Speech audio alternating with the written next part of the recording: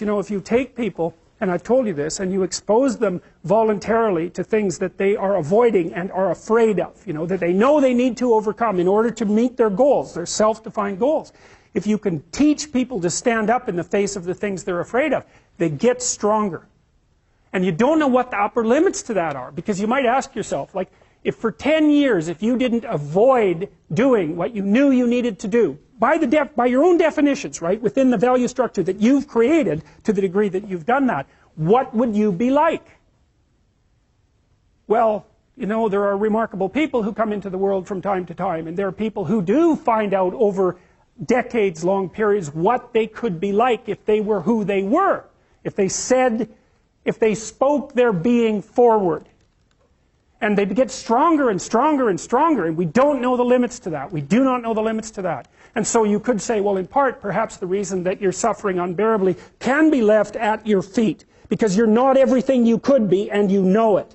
And of course, that's a terrible thing to admit, and it's a terrible thing to consider, but there's real promise in it, right? Because it means that perhaps there's another way that you could look at the world, and another way that you could act in the world, so what it would reflect back to you would be much better than what it reflects back to you now.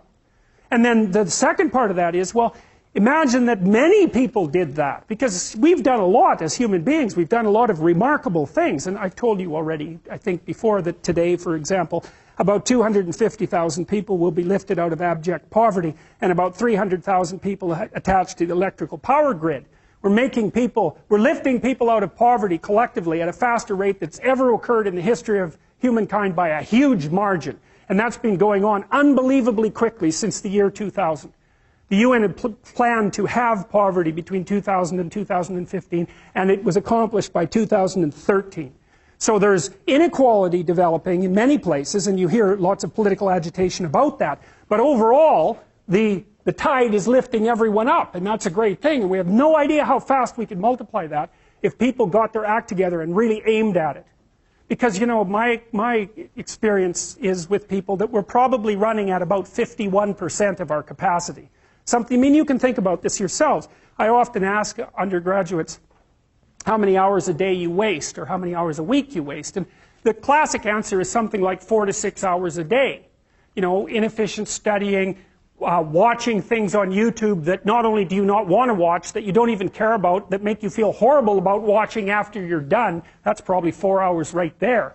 You know, you think, well, that's 25 hours a week, it's 100 hours a month, that's 2.5 full work weeks, it's half a year of work weeks per year. And if your time is worth $20 an hour, which is a radical underestimate, it's probably more like 50 if you think about it in terms of deferred wages. If you're wasting 20 hours a week, you're wasting $50,000 a year. And you are doing that right now. And it's because you're young, wasting $50,000 a year is a way bigger catastrophe than it would be for me to waste it, because I'm not going to last nearly as long. And so if your life isn't everything it could be, you could ask yourself, well, what would happen if you just stopped wasting the opportunities that are in front of you? You'd be, who knows how much more efficient? 10 times more efficient. 20 times more efficient. That's the Pareto distribution. You have no idea how efficient people get. It's off the charts.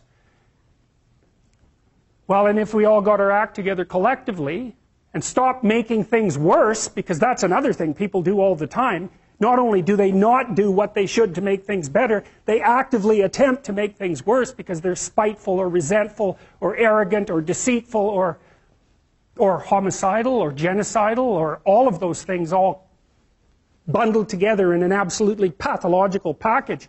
If people stopped really, really trying just to make things worse, we have no idea how much better they would get just because of that. So there's this weird dynamic that's part of the existential system of ideas between human vulnerability, social judgment, both of which are major causes of suffering, and the failure of individuals to adopt the responsibility that they know they should adopt. And that's the thing that's interesting too, is that, and like another thing I've often asked my undergraduate classes is, you know, there's this idea that people have a conscience. And you know what the conscience is.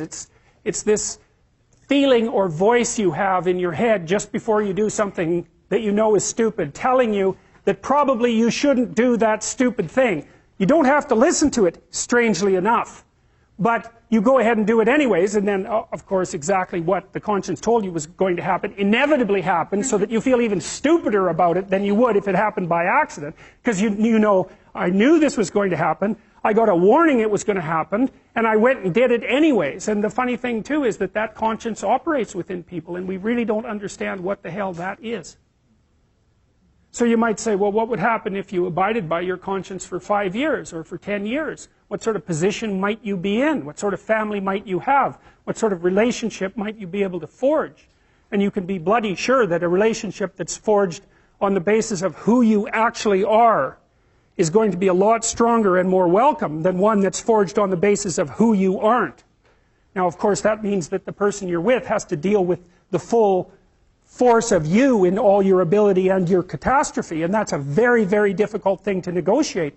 But if you do negotiate it, well, at least you have something, you have somewhere solid to stand, and you have somewhere to live, you have a real life, and it's a great basis upon which to bring children into the world, for example, because you can have an actual relationship with them instead of torturing them half to death, which is what happens in a tremendously large minority of cases.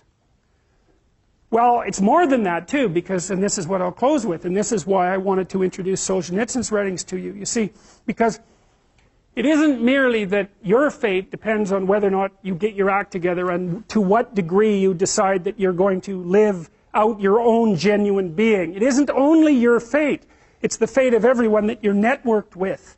And so, you know, you think, well, there's 9 billion, 7 billion people in the world. We're going to peak at about 9 billion, by the way, and then it'll decline rapidly. But 7 billion people in the world, and who are you? You're just one little dust mote among that 7 billion, and so it really doesn't matter what you do or don't do. But that's simply not the case. It's the wrong model, because you're at the center of a network. You're a node in a network. Of course, that's even more true now that we have social media. You'll know 1,000 people, at least, over the course of your life. And they'll know 1,000 people each, and that puts you one person away from 1 million, and 2 persons away from 1 billion. And so that's how you're connected. And the things you do, they're like dropping a stone in a pond. The ripples move outward, and they affect things in ways that you can't fully comprehend. And it means that the things that you do and that you don't do are far more important than you think. And so if you act that way, of course, the terror of realizing that is that it actually starts to matter what you do. And you might say, well, that's better than living a meaningless existence. It's better for it to matter. But I mean, if you really asked yourself, would you be so sure if you had the choice? I can live with no responsibility whatsoever. The price I pay is that nothing matters. Or I can reverse it and everything matters. But I have to take the responsibility that's associated with that. It's not so obvious to me that people would take the meaningful path. You know, when you say, well, nihilists suffer dreadfully because there's no meaning in their life, and they still suffer. Yeah, but the advantage is they have no responsibility. So that's the payoff, and I actually think that's the motivation. Say, well, I can't help being nihilistic. All my belief systems have collapsed. It's like, yeah, maybe. Maybe you've just allowed them to collapse because it's a hell of a lot easier than acting them out. And the price you pay is some meaningless suffering, but you can always whine about that and people will feel sorry for you, and you have the option of taking the pathway of the martyr, so that's a pretty good deal, all things considered, especially when the alternative is to bear your burden properly and to live forthrightly in the world. Well, what Solzhenitsyn figured out, and so many people in the 20th century, it's not just him, even though he's the best example, is that if you live a pathological life, you pathologize your society. And if enough people do that, then it's hell. Really. Really. And you can read the Gulag Archipelago if you have the fortitude to do that, and you'll see exactly what hell is like. And then you can decide if that's a place you'd like to visit, or even more importantly, if it's a place you'd like to visit and take all your family and friends. Because that's what happened in the 20th century.